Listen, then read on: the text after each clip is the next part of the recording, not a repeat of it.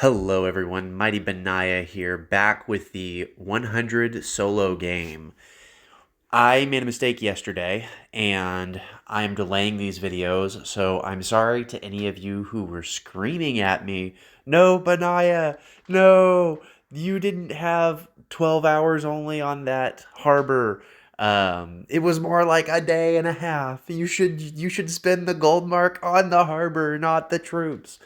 I realized that after I had spent them all. So I am going to go ahead and, while you're all watching, uh, increase or decrease the build time on the harbor by another 12 hours. So that was 850. I am sending 30 troops down to attack. I know I was able to damage his level 2 fort, but it's still a level 2 fort, so I can't see how many troops are in there. I think there's about 35, so I know I'm going to lose that, but it's more about whittling him down at this point. And what I would like to see happen, I did not get right of way here, but I've got troops moving in.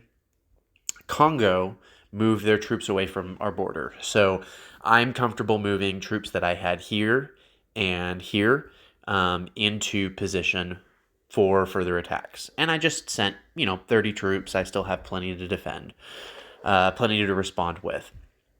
Other than that, I think things are going well. Not perfect, but well. Congo and Sudan have been fighting each other, and Sudan took this province, but Congo has really decimated Sudan's forces. Sudan is part of an alliance, so what will likely happen is, I believe, British Nigeria is part of the alliance, so he will probably be fighting Congo. Actually, let's look and see. Oh yeah, British Nigeria and Sudan and Cameroon. So he declared war on Cameroon.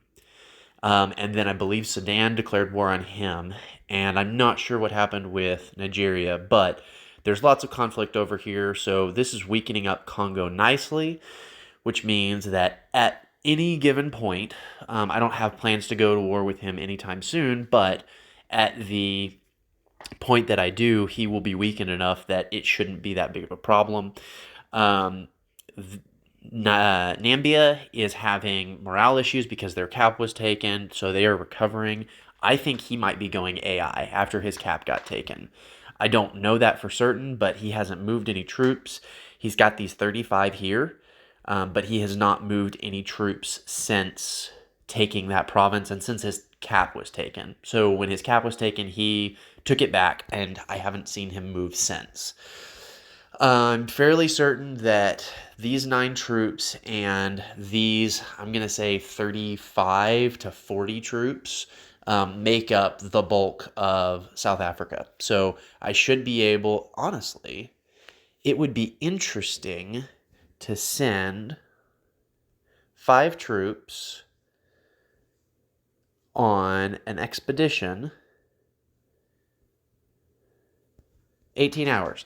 So I'm going to lock these troops up in battle for a long term. I'm not going to skewer because I know that I'm going to lose. And at this point, it is about efficiency, not about taking something quickly. I don't need to take his province quickly. But if I take this province in his backline, then I can just start running rampant. So I don't know that I'll be able to take it. But he may move these troops, these 9, away. He may move them down in order to defend, at which point I can split more troops off and I will see what happens. I don't think that that will be of any big success, but it's 5 troops. I outnumber him pretty greatly because he had so many losses in his war with Angola, where I took most of the territory. So I'm not concerned about that. I think that that's a good move. The only other things that I want to talk about is resources. I am a little bit low on some of my resources, and the market is not being nice to me. So I am down on fish. The harbor will help with that a lot in 5 hours. Wheat, I'm fine on because I'm down on fish, but I'm not really making any wheat. So I have to buy either wheat or fish in order to stay happy. stay high morale. Iron is extremely expensive right now, as is wood. So I have built 2 railroads, one here in my double wood, and one here in my other double wood. And I say I am building right now. But that means that I'm not unable to build one in 5 hours in the double fish. So we'll see how that goes. I do also have a double gas here, but I'm not hurting for energy at all. I haven't built workshops in my double gas. Eventually, I probably will, but at this point, resource wise, my energy is doing really well. I'm producing 200 oil per hour. So even after building all of the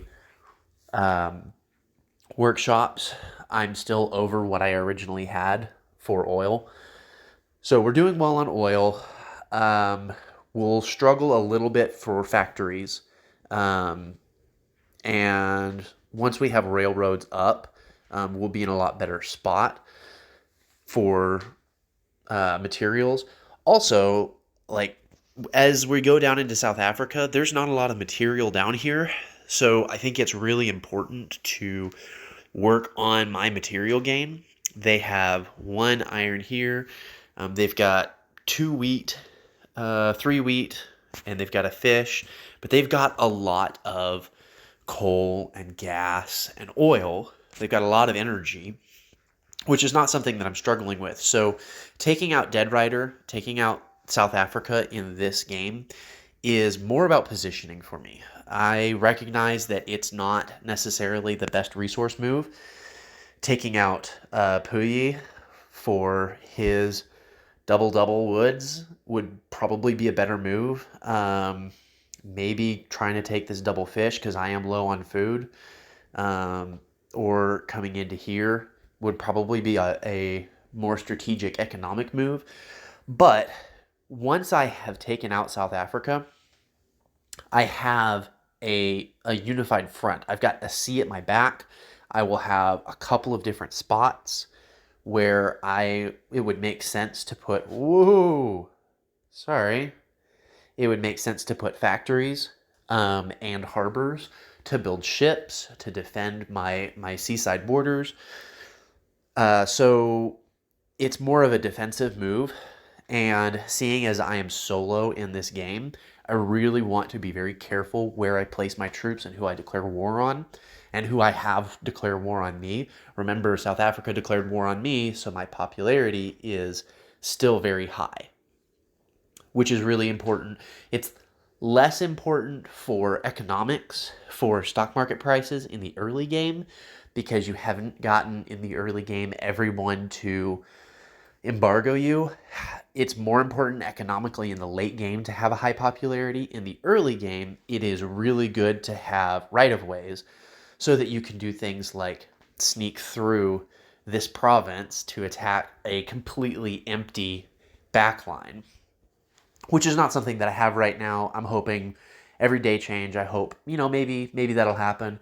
It is more likely to happen in this game because I have such a high popularity, because I've given right of way to so many AI, than it was in the Alliance games, which are there's only like 6 AI in the Alliance games.